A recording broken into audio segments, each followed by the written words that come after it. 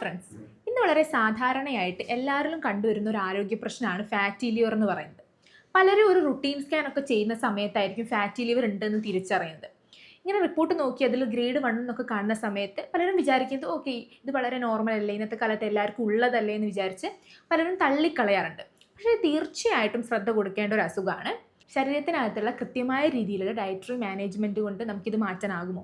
എന്തൊക്കെ കാര്യങ്ങളാണ് fatty liver മറികടക്കാനായിട്ട് നിങ്ങൾക്ക് ചെയ്യാൻ പറ്റുക എന്നുള്ളത് നമുക്കിന്ന് ഈ വീഡിയോയിലൂടെ നോക്കാം. ഞാൻ doctor Vishnupriya, Basil's homeo hospital, Pandikkad, Malappuram ജില്ല, നടക്കാവ്, കോഴിക്കോട്.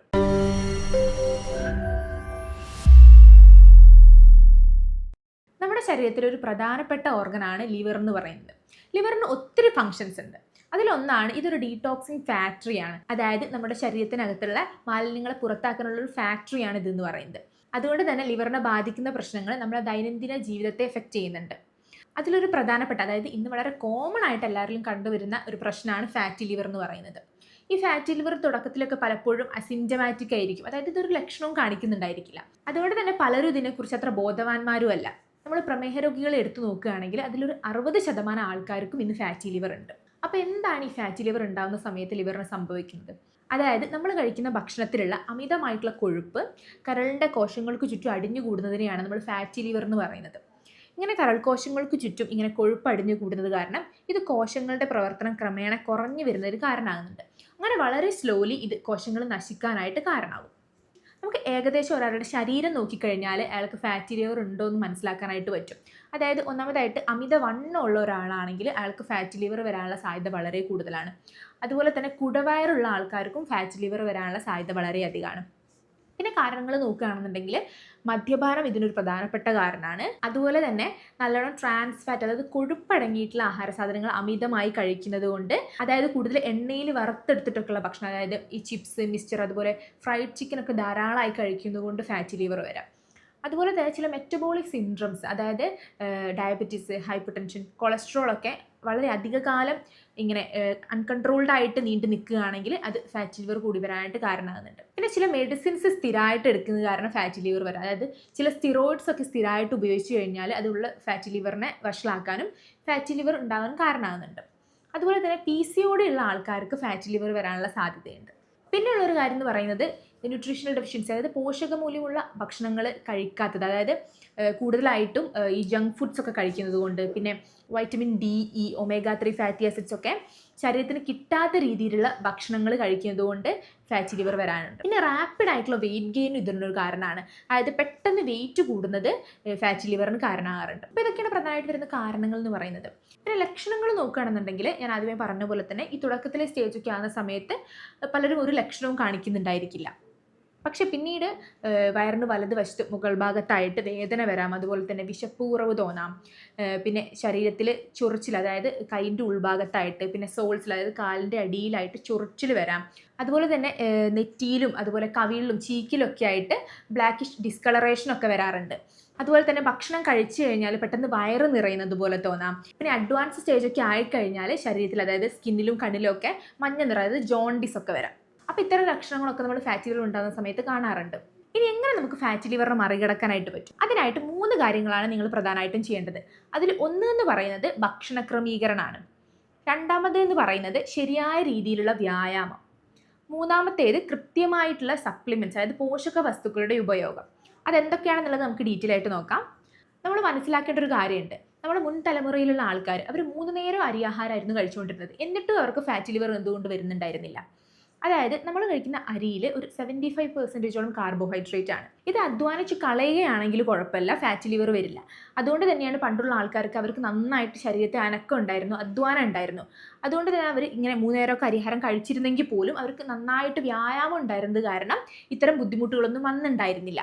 പക്ഷെ ഇന്ന് പലർക്കും വ്യായാമം ഇല്ലാത്തതൊരു പ്രശ്നമാണ്. അതായത് തീർച്ചയായിട്ടും ഒരു 40-45 മിനിറ്റ് വ്യായാമം ചെയ്യാനായിട്ട് നോക്കുക. അതുപോലെ തന്നെ അമിത ഭാരമുള്ളവരാണെങ്കിൽ അവരുടെ ഭാരത്തിൻ്റെ ഒരു 10% കുറയ്ക്കുക. അതായത് ഒരു 80 കിലോ ഉള്ള ഒരാളാണെങ്കിൽ ഒരു 8 കിലോ കുറയ്ക്കുക. അതുപോലെ 90 കിലോ ഉള്ള ഒരാളാണെങ്കിൽ 9 കിലോ കുറയ്ക്കാനായിട്ട് നോക്കുക. ഇത് അമിതഭാരം ഉള്ള ഒരാൾ തീർച്ചയായിട്ടും ചെയ്യേണ്ട ഒരു കാര്യമാണ്. കാരണം അമിതഭാരം എന്ന് പറയുന്നത് ഫാറ്റി ലിവറിൻ്റെ ഒരു പ്രധാന കാരണമാണ്. ഇനി എന്തൊക്കെ ഭക്ഷണങ്ങളാണ് പ്രധാനമായിട്ട് ഉൾപ്പെടുത്തേണ്ടത്? അതായത് omega-3 ഫാറ്റി ആസിഡ്സ് ലിവറിനെ പ്രൊട്ടക്ട് ചെയ്യാനായിട്ട് ഹെൽപ്പ് ചെയ്യുന്നുണ്ട്. ചെയ്യുന്നുണ്ട്. അതുകൊണ്ട് തന്നെ അത് കൂടുതലായിട്ട് അടങ്ങിയിട്ടുള്ള ഫിഷ്, അതായത് അയില, മത്തി, ചൂര ഒക്കെ കഴിക്കുന്നത് വളരെ നല്ലതാണ്. ഇത് ലിവറിനെ പ്രൊട്ടക്റ്റ് ചെയ്യാനായിട്ട് ഹെൽപ്പ് ചെയ്യും. പിന്നെ ഈ ഫിഷ് കഴിക്കുന്ന സമയത്ത് ശ്രദ്ധിക്കേണ്ടത് കറി വെച്ച് കഴിക്കുക, അല്ലാതെ ഈ ഫ്രൈഡ് ഒന്നും ആയിട്ട് ഫിഷ് കഴിച്ചിട്ട് ഒരു കാര്യമില്ല. അത് നിങ്ങളുടെ ബുദ്ധിമുട്ട് കൂട്ടത്തേ ഉള്ളൂ. അത് കാരണം നിങ്ങൾക്ക് പ്രത്യേകിച്ച് ഒരു ഗുണവും കിട്ടുന്നുണ്ടാവില്ല. അതുപോലെ തന്നെ ശരീരത്തിന് ആവശ്യമായിട്ടുള്ള അളവിൽ ധാരാളമായിട്ട് വെള്ളം കുടിക്കുക, അത് വളരെ ഇമ്പോർട്ടൻ്റ് ആണ്.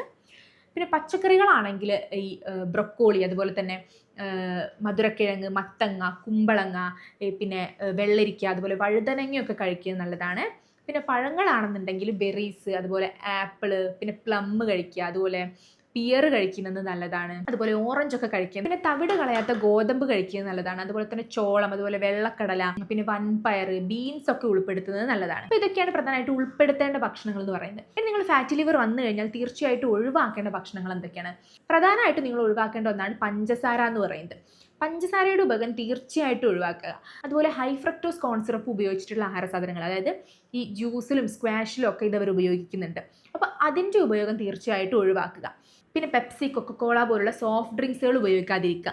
അതുപോലെ പ്രൊസസ്ഡ് ഫുഡ്സ്, ബേക്കറി പലഹാരങ്ങൾ, മൈദ കൊണ്ടുള്ള ഉൽപ്പന്നങ്ങളുടെയൊക്കെ ഉപയോഗം കുറയ്ക്കുക. ഇതിലൊക്കെ ഹൈ കാലറീസ് അടങ്ങിയിട്ടുണ്ട്. അപ്പോൾ ഇതിൻ്റെ ഉപയോഗം തീർച്ചയായിട്ടും ഒഴിവാക്കുക.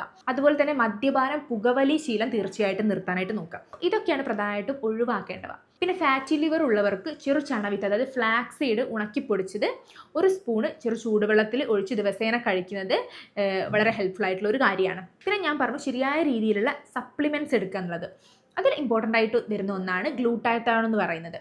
ഈ ഗ്ലൂട്ടാത്തയോണിൻ്റെ ഉപയോഗം ആൽക്കഹോൾ കൊണ്ടുണ്ടാകുന്ന ലിവർ ഡാമേജ് വരെ നമുക്ക് ഒരു പരിധി വരെ കുറയ്ക്കാനായിട്ട് പറ്റുന്നതാണ് പുതിയ പഠനങ്ങൾ പറയുന്നത്. അതുകൊണ്ട് തന്നെ നമുക്ക് ഗ്ലൂട്ടാമിൻ അടങ്ങിയിട്ടുള്ള ഭക്ഷണങ്ങൾ കഴിക്കാം. അതിനായിട്ട് ക്യാബേജ്, ബ്രൊക്കോളി, കോളിഫ്ലവർ ഒക്കെ കഴിക്കുന്നത് നല്ലതാണ്. ഇത് സൂപ്പായിട്ട് നിങ്ങൾക്ക് കഴിക്കാവുന്നതാണ്. പിന്നെ ഇൻഫ്ലമേഷൻ കുറയ്ക്കാനായിട്ട് സഹായിക്കുന്ന ഒന്നാണ് ഒമേഗ 3 ഫാറ്റി ആസിഡ്സ് എന്ന് പറയുന്നത്. അതായത് ഞാൻ നേരത്തെ പറഞ്ഞു, ഇത് കൂടുതലായിട്ട് അടങ്ങിയിട്ടുള്ള ഫിഷ് കഴിക്കുന്നത് വളരെ നല്ലതാണ്. പിന്നെ വരുന്ന ഒരു സപ്ലിമെൻ്റ് ആണ് സൾഫർ എന്ന് പറയുന്നത്. അതായത് ഇത് കൂടുതലായിട്ട് അടങ്ങിയിട്ടുള്ള വെളുത്തുള്ളി, ഒനിയൻ, അതായത് സവാളയൊക്കെ കഴിക്കുന്നത് കൊണ്ട് ഇത് സൾഫറിൻ്റെ അളവ് ശരീരത്തിൽ കൂട്ടാനായിട്ട് സഹായിക്കുന്നുണ്ട്. ഇത് ലിവറിനെ പ്രൊട്ടക്റ്റ് ചെയ്യാനായിട്ട് ഹെൽപ്പ് ചെയ്യുന്നുണ്ട്. അപ്പോൾ ഇതൊക്കെയാണ് പ്രധാനമായിട്ട് എടുക്കേണ്ട സപ്ലിമെൻറ്റ്സ് എന്ന് പറയുന്നത്. നമ്മുടെ ശരീരത്തിന് ആവശ്യമായിട്ടുള്ള സാധനങ്ങൾ മാത്രം കൊടുത്തു കഴിഞ്ഞാൽ, പിന്നെ ഈ പറഞ്ഞ കാര്യങ്ങളൊക്കെ ശ്രദ്ധിച്ചു കഴിഞ്ഞാൽ തന്നെ നമുക്ക് ഫാറ്റി ലിവർ തുടക്കത്തിലെ സ്റ്റേജിൽ നിന്നൊക്കെ അത് റിവേഴ്സ് ചെയ്ത് നോർമലാക്കി കൊണ്ടുവരാനായിട്ട് പറ്റും. ഇത് വന്നു കഴിഞ്ഞിട്ടും തീരെ ശ്രദ്ധ കൊടുക്കാതിരുന്നു കഴിഞ്ഞാൽ അത് വളരെ സ്ലോലി ക്രമേണ ഫാറ്റി ലിവർ ഗ്രേഡ് 1 നിന്ന് 2 ആകാനും പിന്നെ 3 ആകാനും അത് കഴിഞ്ഞ് പിന്നെ സിറോസിലേക്ക് പോകാനുള്ള സാധ്യത വളരെ കൂടുതലാണ്. അതുകൊണ്ട് തന്നെ തുടക്കത്തിലേ തന്നെ നമ്മൾ ശ്രദ്ധിച്ചു കഴിഞ്ഞ് അത് റിവേഴ്സ് ചെയ്ത് നോർമലാക്കാനായിട്ട് നോക്കുകയാണ് ചെയ്യേണ്ടത്. അപ്പോൾ ഇതുമായി ബന്ധപ്പെട്ട് നിങ്ങൾക്ക് കൺസൾട്ടേഷൻ ആവശ്യമായിട്ടുണ്ടെങ്കിൽ നേരിട്ട് വന്ന് കാണിക്കാനാവുന്നതാണ്. ഇനി നേരിട്ട് വരാൻ ബുദ്ധിമുട്ടുള്ളവരാണെങ്കിൽ നിങ്ങൾക്ക് താഴെ കാണുന്ന നമ്പറിൽ കോൺടാക്റ്റ് ചെയ്യാം. നിങ്ങളെ ഫോണിലൂടെ വിളിച്ച് ബന്ധപ്പെട്ട് മരുന്ന് നിങ്ങളുടെ വീട്ടിലേക്ക് അയച്ചു തരുന്നതായിരിക്കും. നിങ്ങളുടെ ബുദ്ധിമുട്ടുകൾ മനസ്സിലാക്കിയതിന് ശേഷം അത്യാധുനിക സാങ്കേതിക വിദ്യ ഉപയോഗിച്ച് ആർട്ടിഫിഷ്യൽ ഇൻ്റലിജൻസിൻ്റെ സഹായത്തോടെ രോഗനിർണയം നടത്തുകയും ജർമ്മനിയിൽ നിന്ന് ഇറക്കുമതി ചെയ്തിട്ടുള്ള പൊട്ടൻസി മരുന്നുകൾ ഉപയോഗിച്ചിട്ടാണ് ഞങ്ങൾ ട്രീറ്റ്മെൻറ്റുകൾ ചെയ്യുന്നത്. സോ ഞാൻ doctor Vishnupriya, Basil's homeo hospital, Pandikkad, Malappuram ജില്ല, നടക്കാവ്, കോഴിക്കോട്. നന്ദി.